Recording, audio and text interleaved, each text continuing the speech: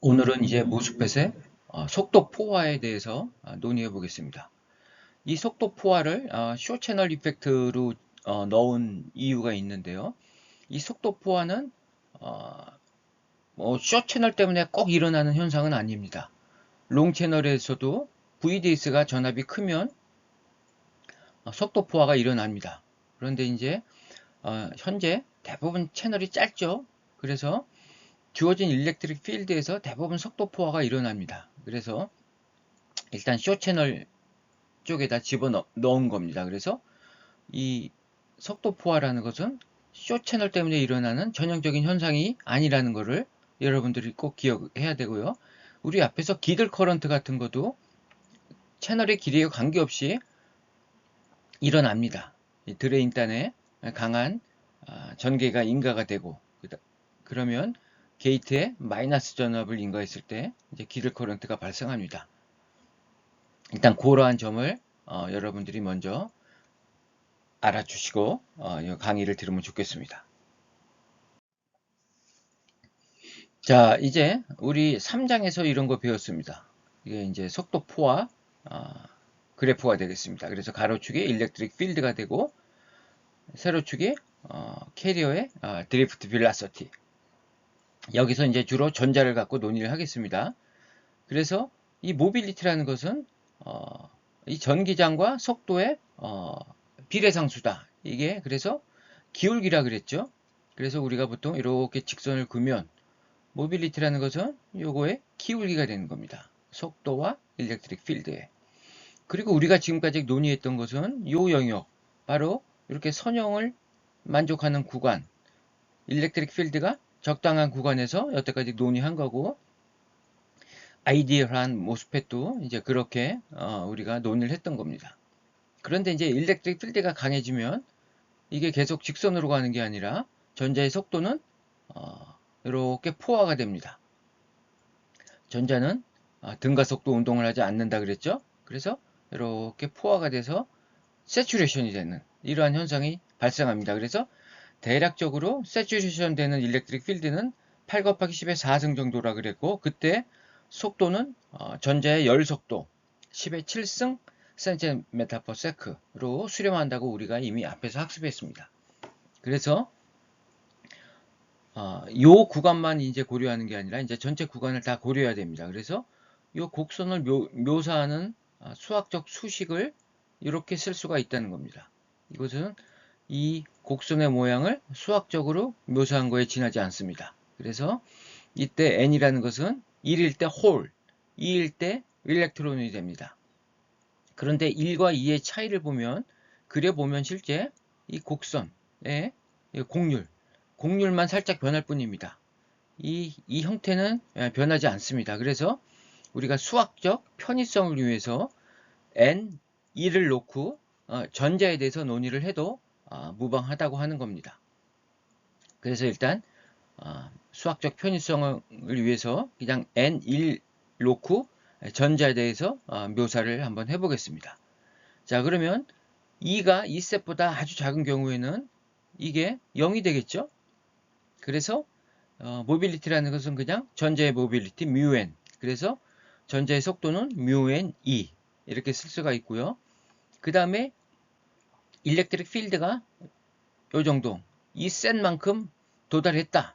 그러면 이제 이 부분에서 어떻게 됩니까? 이것이 1이 되죠. 2가 2셋 거의 비슷하니까 이게 2가 됩니다. 그래서 모빌리티는 2분의 μn. 그래서 이때 속도는 포화가 되니까 V가 V셋으로 바뀌고 2가 2셋으로 바뀝니다. 그래서 이렇게 쓸 수가 있습니다.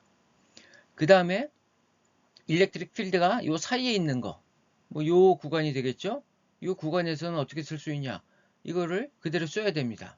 그래서 그대로 이렇게 쓸 수가 있죠? 그리고 이렇게 바뀌는데 이게 왜 이렇게 바뀌는가 한번 살펴보도록 하겠습니다. 우리 일렉트릭 필드라는 것은 D분의 V죠. 여기서 D라는 것은 바로 채널의 길이가 되고요. 이 V는 소스와 드레인에 걸리는 전압, 그래서 VDS가 됩니다. 그래서 만약에 우리가 이 셋이라는 것은 속도가 포화되는 일렉트릭 필드가 되죠. 그래서 VDS 셋 이렇게 표현할 수 있고요. L은 그대로 L 이렇게 쓸 수가 있습니다. 그래서 E라는 것은 L분의 VDS죠. 그래서 여기다가 L분의 VDS를 넣으면 이렇게 되는 겁니다. 그리고 여기에서 이 set L은 VDS set이 되죠. 그래서 이렇게 전압의 함수로도 표현할 수 있습니다. 여기는 electric field의 함수였는데 전압의 함수로 바뀌었죠. 여기 set 붙고 그대로 붙습니다. 이렇게도 표현할 수가 있다는 겁니다. 그래서 여기서 이제 살펴보면 자 VD set이라는 것은 이 set L이 됩니다. 이렇게 되죠. 자, 이 set L이 8 곱하기 10의 4승 볼트로 일정하죠. 자, 이러한 상태에서 이 L이 감소한다고 생각을 해보세요. L이 짧아지면 VD set이 어떻게 되죠? 감소하게 되겠죠. 그래서 쇼 채널로 근접할수록 VD set이 감소한다. VD set이 감소한다는 얘기는 속도가 감소하는 거죠. 그래서 이 포화 지점, 아웃풋 커브를 놓고 보면 여기가 포화 지점이 요게 포화 전압이 되죠. 이게 감소한다는 겁니다. 그러니까 더 빨리 포화가 일어난다. 그래서 결국 드레인 전류도 감소한다. 그래서 요 개념이 아주 중요합니다. 채널이 짧아지면 더 빨리 포화된다. 이거를 이제 early saturation이라고 합니다. 그리고 드레인 전류는 감소한다.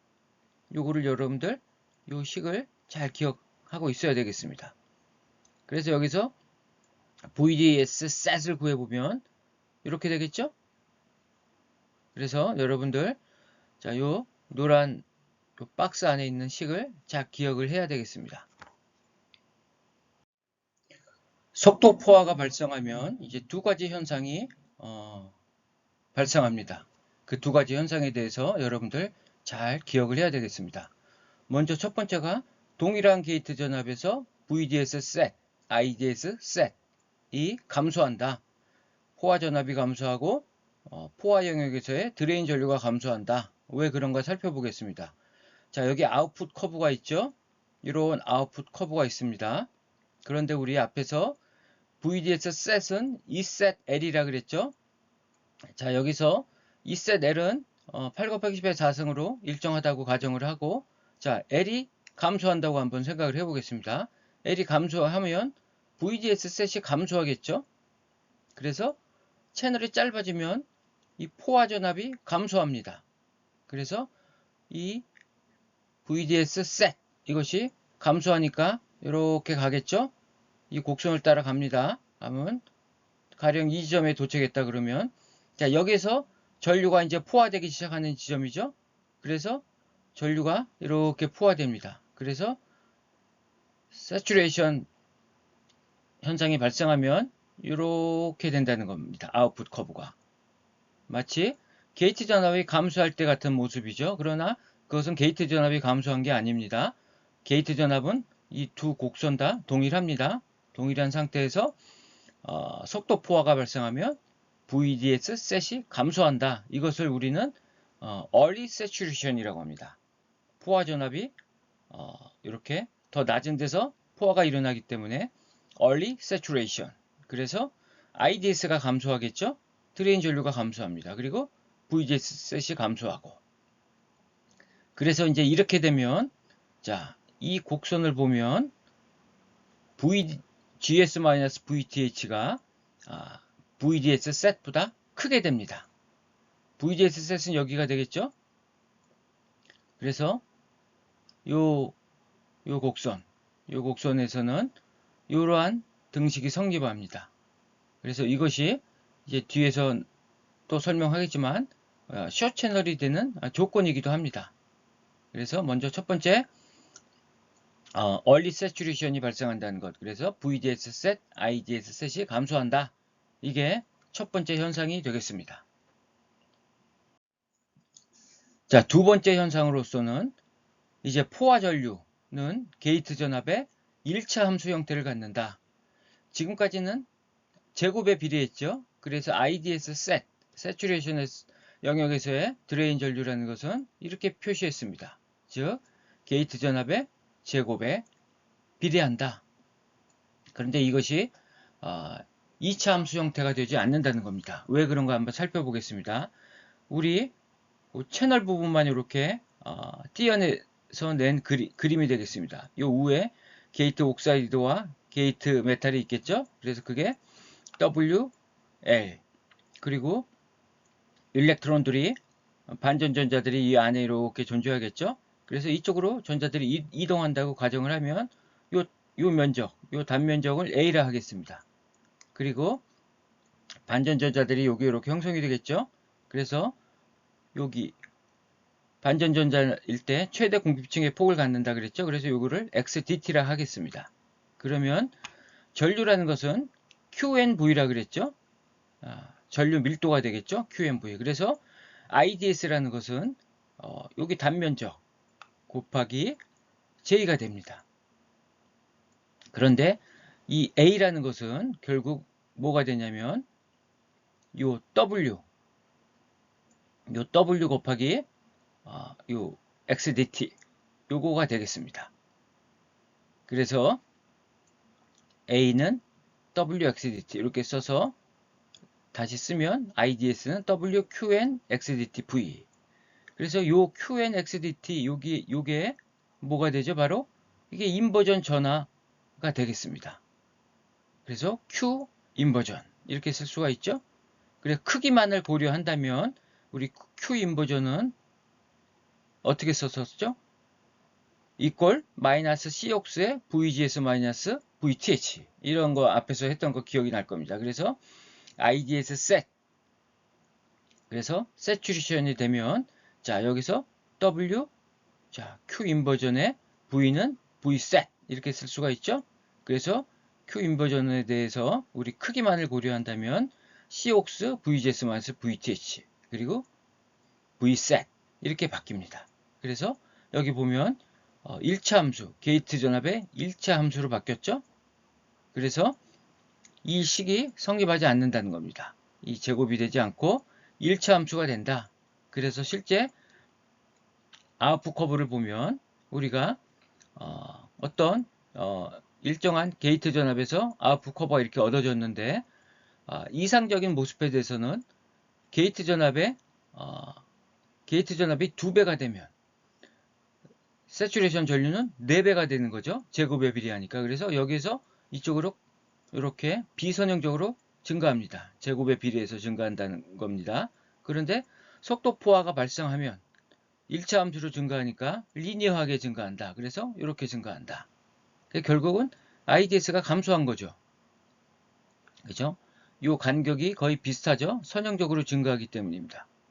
그래서 두 번째로서는 게이트 전압의 1차 함수에 비례해서 포화 전류가 증가한다.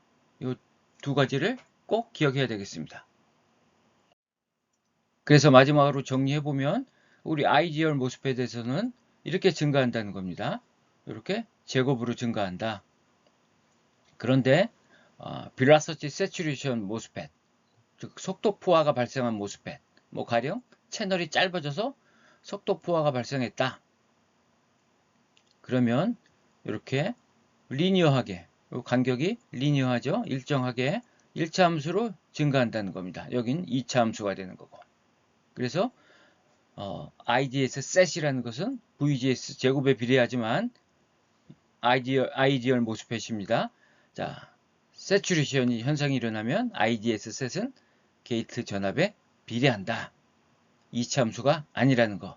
이 두 가지 사실만 꼭 기억해야 되겠습니다. 그래서 early saturation 그 다음에 게이트 전압의 1차 함수에 비례한다. 이 현상을 잘 이해를 해야 되겠습니다. 자, 다음 시간에는 이제 수학적으로 이제 정량적으로 한번 구해보도록 하겠습니다.